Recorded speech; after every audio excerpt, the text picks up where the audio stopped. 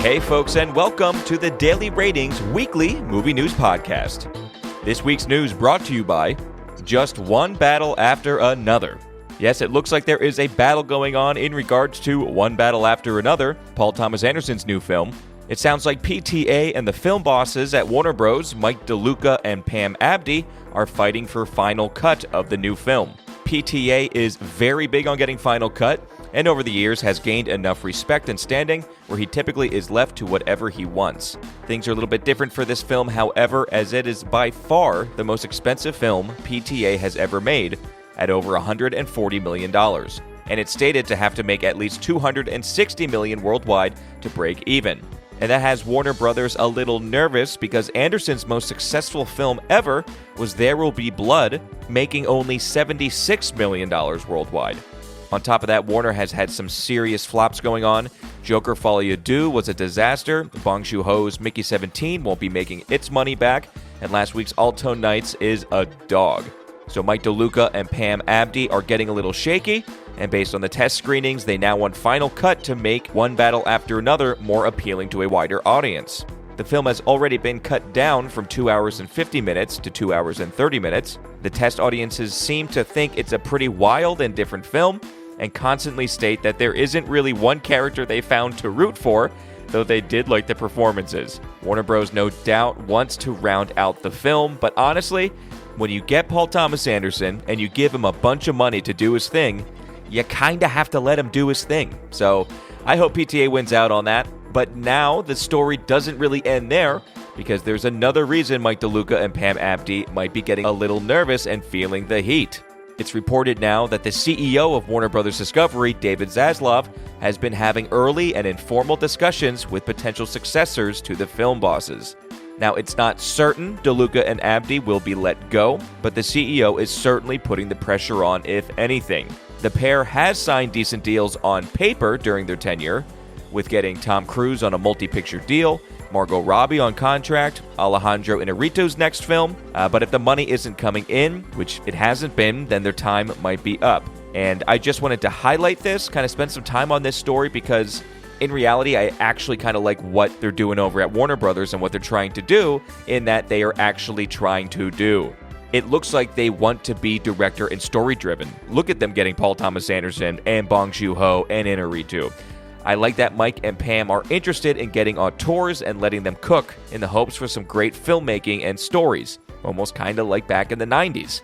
But that mindset might just change because CEO Zaslav has apparently been unhappy with the amount of money going out and the fact that Abdy and DeLuca aren't going for more big IP. So taking place right now is CinemaCon in Las Vegas, where all the big wigs pitch films and talk upcoming projects. Things might get a little awkward as DeLuca and Abdy are set to speak about this year's slate of films for Warner Brothers, but we'll kind of see how it all comes out in the wash. If only these movies did a little bit better, but something's just not quite clicking. Maybe they'll just go to big IP trash like everybody else. Okay, moving on. It looks like there is still some life in the live-action Legend of Zelda movie. The film was announced a year and a half ago, and things were pretty quiet for a while. But Sony just came out with the release date for the movie. It is set for March 26, 2027. And with that, the film is officially in development. Sony and Nintendo are co-financing and producing the film. It's going to be directed by Wes Ball, the Maze Runner director, and the latest film he did was Kingdom of the Planet of the Apes. The creator of Zelda, Shigeru Miyamoto, is heavily involved and a lead producer on the film. Also along with producing is Avi Arad, who has done a ton of Sony projects. That's the good, the bad, and the absolute horrendous he's been a part of. Nintendo is really trying to make this good and take their time, though. They're trying to capitalize off of the massive success of the Super Mario movie. An update on the revival of Blade over at Marvel, starring Mahershala Ali. The revival of Blade is officially dead and has been scrapped. Yes, and maybe not so surprising after delay after delay after delay. Marvel finally made it official, though, after playing footsie for 6 years with the project.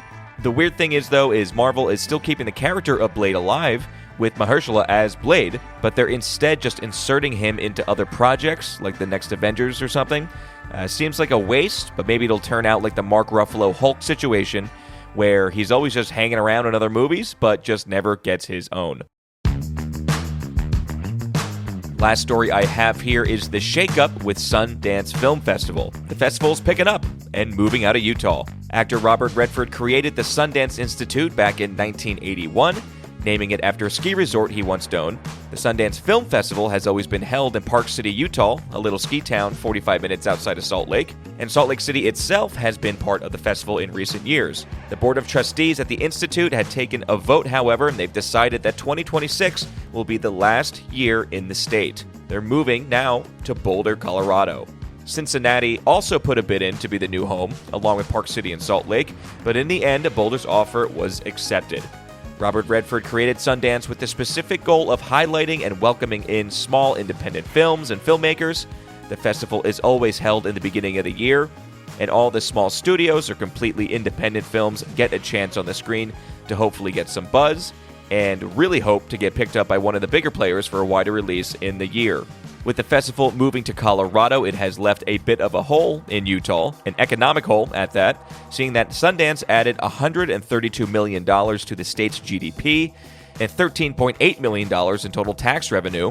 As soon as the decision was made to move to Boulder, the governor of Utah announced that the state will now create and start a brand new film festival, and whatever money was going to go to Sundance, the funds will just now be used to jumpstart the project. Which it could be interesting, because what the state of Utah was ready to give Sundance was $5.5 million in cash, along with $6.65 million in in-kind contributions.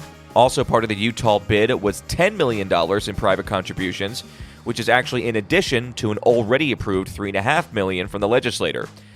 So who knows, but $20+ million for a new film festival can go a long way, seeing that you just need the screens, the transportation, and basically some facilities to be ready. But we'll see what happens. They probably won't really be announcing things until next year.